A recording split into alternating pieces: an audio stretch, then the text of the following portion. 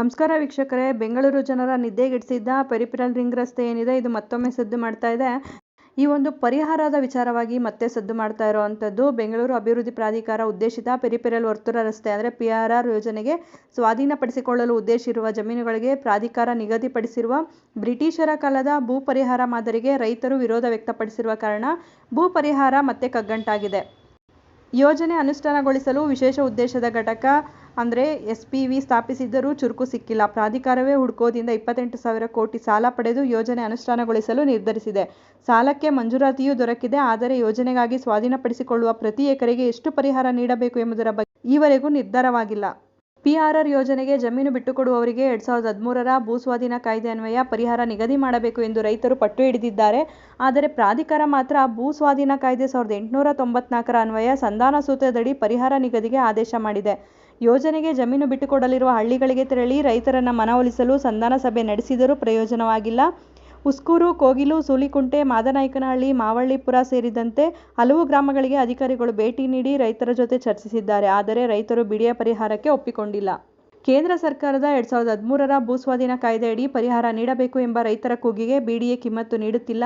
ಈ ಕಾಯ್ದೆ ಪ್ರಕಾರ ಮಾರುಕಟ್ಟೆ ಬೆಲೆಗಿಂತ 2 ಪಟ್ಟು ಪರಿಹಾರ ನೀಡುವುದರ ಜೊತೆಗೆ ಪುನರ್ವಸತಿ ಕಲ್ಪಿಸಬೇಕಾಗುತ್ತದೆ. 2007ರಿಂದ ಪ್ರಾಧಿಕಾರದ ಅಧ್ಯಕ್ಷರು, ಆಯುಕ್ತರು, ಸಚಿವರು, ಮುಖ್ಯಮಂತ್ರಿಗಳು ಹಾಗೂ ಉಪಮುಖ್ಯಮಂತ್ರಿಗಳು DK ಶಿವಕುಮಾರ್ ಅವರೊಂದಿಗೆ ಸಭೆ ನಡೆಸಲಾಗಿದೆ. ಆದರೆ ಎಲ್ಲರೂ ಆಶ್ವಾಸನೆ ನೀಡಿದ್ದಾರೆ ಹೊರತು ನ್ಯಾಯ ದೊರಕಿಸಿಕೊಟ್ಟಿಲ್ಲ ಎಂದು PRR ರೈತ ಹಾಗೂ ನಿವೇಶನದಾರರ ಸಂಘದ ಅಧ್ಯಕ್ಷ ಮಾವಳ್ಳಿಪುರ ಶ್ರೀನಿವಾಸ್ ಅವರು ತಿಳಿಸಿದ್ದಾರೆ. PRR ವಿಳಂಬದಿಂದಾಗಿ ಯೋಜನೆಯನ್ನು ರದ್ದುಪಡಿಸಬೇಕು, ಇಲ್ಲವೇ 2013ರ ಕಾಯ್ದೆಯಡಿ ಭೂ ಪರಿಹಾರ ನೀಡಬೇಕೆಂದು ಹಲವು ರೈತರು ಹೈಕೋರ್ಟ್ ಮೊರೆ ಹೋಗಿದ್ದಾರೆ. ನ್ಯಾಯಾಲಯದ ಆದೇಶಕ್ಕೆ ಕಾಯುತ್ತಿದ್ದೇವೆ. ಯೋಜನೆ ರದ್ದತಿಗೆ ಆಗ್ರಹಿಸಿ ಮುಂದಿನ ದಿನಗಳಲ್ಲಿ ಹೋರಾಟ ನಡೆಸಲಾಗುವುದು. ಯೋಜನೆ ರದ್ದು ಮಾಡಿ NOC ನೀಡಬೇಕು ಎಂದು ಮುಖ್ಯಮಂತ್ರಿಯವರನ್ನು ಒತ್ತಾಯಿಸಿದರು. 2013ರ ಭೂಸ್ವಾಧೀನ ಕಾಯ್ದೆ BDAಗೆ ಅನ್ವಯವಾಗುವುದಿಲ್ಲ ಎಂದು ಅಧಿಕಾರಿಗಳು ಹೇಳುತ್ತಾರೆ. ಆದರೆ ಕರ್ನಾಟಕ ಗೃಹ ಮಂಡಳಿ, KIADB, ಮೈಸೂರು ನಗರಾಭಿವೃದ್ಧಿ ಪ್ರಾಧಿಕಾರವು 2013ರ ಭೂಸ್ವಾಧೀನ ಕಾಯ್ದೆಗೆ ತಿದ್ದುಪಡಿ ಮಾಡಿಕೊಂಡಿವೆ. BDAಗೆ ಏಕೆ ಸಾಧ್ಯವಾಗಿಲ್ಲ? ಉದಾಹರಣೆಗೆ ಹೆಸರುಘಟ್ಟ ಹೋಬಳಿಯ ಮಾವಳ್ಳಿಪುರ ಗ್ರಾಮದಲ್ಲಿ ಎಕರೆಗೆ 2.34 ಕೋಟಿ ಪರಿಹಾರ ನಿಗದಿ ಮಾಡಲಾಗಿದೆ. ವಾಸ್ತವವಾಗಿ ಮಾರುಕಟ್ಟೆ ಮೌಲ್ಯ ದುಪ್ಪಟ್ಟು ಇದೆ.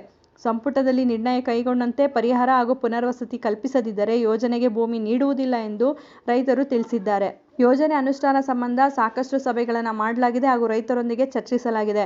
ಶೀಘ್ರದಲ್ಲೇ ಪರಿಹಾರದ ಮೊತ್ತ ನಿಗದಿಪಡಿಸಲಾಗುವುದು. ಬೆಂಗಳೂರು ಬಿಸಿನೆಸ್ ಕಾರಿಡಾರ್ ಯೋಜನೆಗೆ ಭೂಮಿ ನೀಡುವ ರೈತರ ಮನವೊಲಿಸಿ ಪರಿಹಾರ ನಿಗದಿಗೊಳಿಸುವಂತೆ ವಿಶೇಷ ಭೂ ಸ್ವಾಧೀನಾಧಿಕಾರಿಗಳಿಗೆ ಉಪಮುಖ್ಯಮಂತ್ರಿ DK ಶಿವಕುಮಾರ್ ಸೂಚನೆ ನೀಡಿದ್ದಾರೆ.